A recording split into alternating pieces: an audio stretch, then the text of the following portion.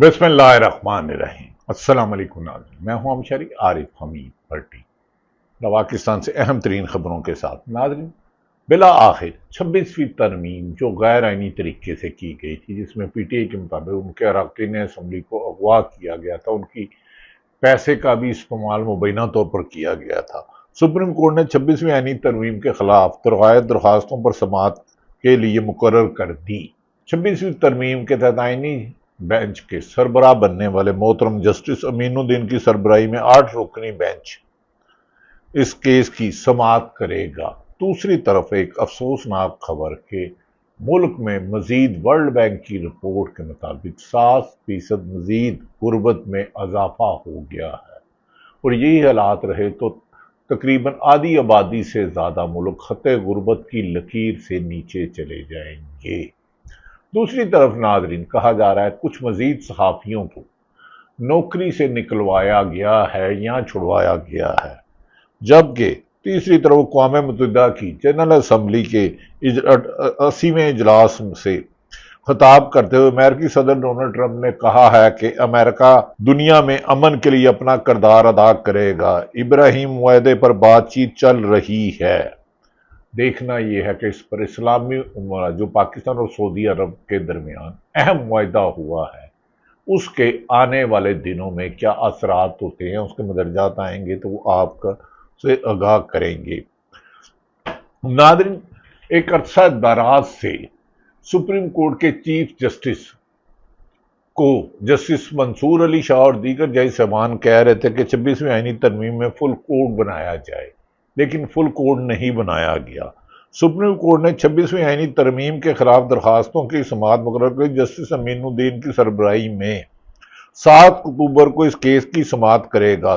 समाअत सुबह 11:30 बजे शुरू होगी और बेंच में बताया जा रहा मोहतरम जस्टिस जमाल मंदोखेल, जस्टिस मोहतरम अली मजहर साहब, जस्टिस मोहतरम आयशा मलिक साहबा, जस्टिस मोहतरम सैयद हसन रिजवी साहब, जस्टिस मोहतरम मुसरत हलाली साहबा और जस्टिस मोहतरम नईम अफगान और जस्टिस शाहिद बिलाल साहब शामिल होंगे। वादिया रहे कि 26वीं आईनी तरमीम के खिलाफ अब तक 18 से ज्यादा दरख्वास्तें दायर की जा चुकी हैं और वकला भी इस पर सख्त एहतजाज कर चुके हैं, और बाद आईनी माहरीन का कहना है कि 26वीं तरमीम के बाद इंसाफ का हसूल पाकिस्तान में खासा दुश्वार हो चुका है, जिससे निकलने के लिए सख्त मुश्किलात का सामना कर पड़ रहा है, और इस पे वकला बरादरी एहतजाज कर रही है और सियासी जमातें भी एहतजाज कर रही हैं। उन्होंने कहा अगर यही तरीका रहा तो मुल्क आगे की तरफ नहीं जाएगा।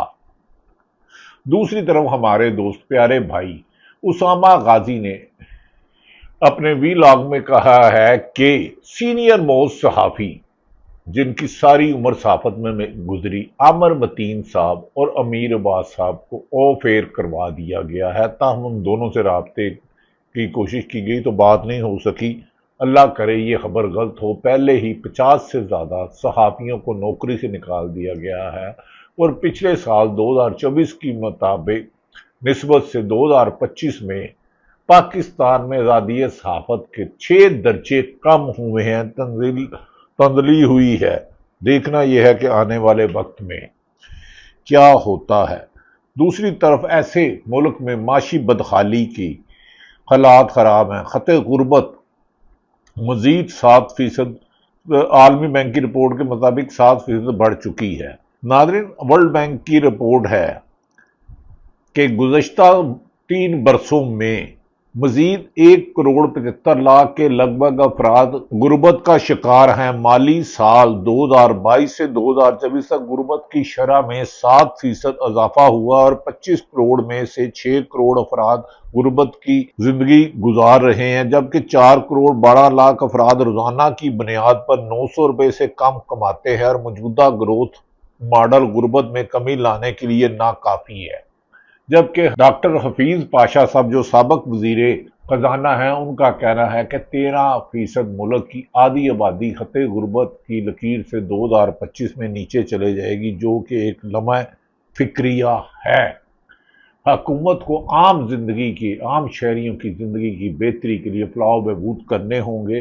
अरबों रुपए के इश्तिहारात और सब अच्छा की और मनपसंद प्रोग्राम करवाने से عوام مطمئن نہیں ہوگی۔ دوسری طرف دہشت گردی کے بڑھتے ہوئے اضافوں نے کہا جا رہا ہے کہ بلوچستان اور کے پی میں حالات حکومت کے کنٹرول میں نہیں ہے، توقع کی جا رہی ہے کہ حکمران اس کو دیکھیں گے۔ دوسری طرف ناظرین، ہم امریکہ ڈونلڈ ٹرمپ کے سفر سے پہلے پیپلز پارٹی اور مسلم لیگ نون میں فرینڈلی میچ جاری ہے۔ پاکستان کی پنجاب کی وزیر اطلاعات محترمہ عظمیٰ بہاری صاحب نے کہا ہے سندھ کو سارے قدیمہ بنا دیا گیا ہے۔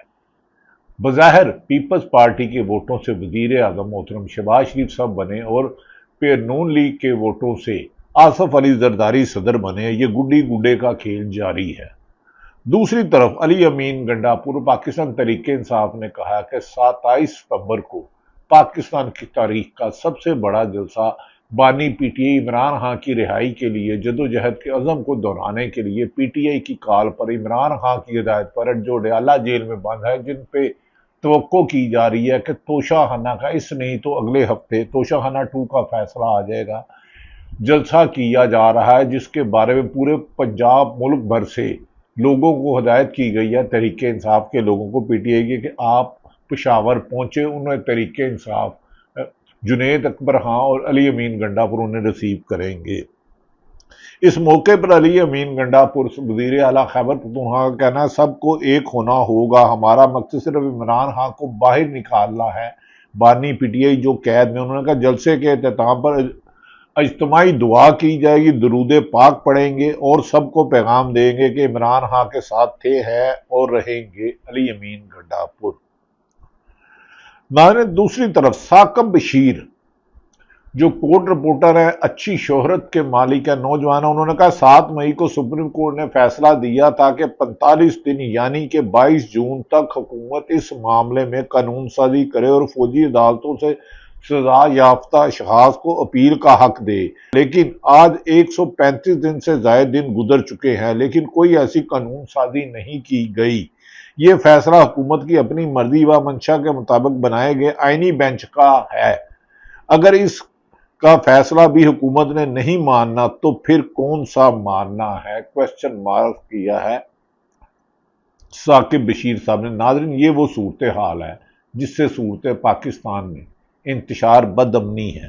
دوسری طرف ہمارے وزیر دفاع محترم جسے خواجہ آصف صاحب کہتے ہیں افغانستان سے کوئی بھائی چارہ نہیں ہے، وہ ہمارا کوئی بھائی نہیں ہے، جبکہ افغانستان شروع سے ہم ماضی میں کہتے رہے ہیں کہ افغان ہمارے بھائی تھے اور ہم نے اپنے بھائیوں کا بہت خیال رکھا، اور عمران خان بانی پی ٹی اے ڈیالہ جیل میں قیدی 804 بارہا کہہ چکے ہیں کہ افغانستان میں ڈیلیگیشن بھیجا جائے اور جنگ حالات نہیں ہے، افغانستان سے دوستی ہی ملک کا بہترین حل ہے۔ ناظرین، دوسری طرف حامد میر صاحب کا سیاست.com نے کلپ لگیا، انہوں نے کہا یہ ابدستار حالت ہے جس کے ہاتھ میں آپ کو کیمرہ نظر آ رہا ہے، اس کا تعلق ضلع کچھ کی تحصیل دشت سے تھا، وہ ایک مصور اور فوٹوگرافر تھا، تصویریں بناتا تھا۔ 19 نومبر 2024 کو اسے لاپتہ کیا گیا اور 18 ستمبر 2025 یعنی کہ اب سے چند دن پہلے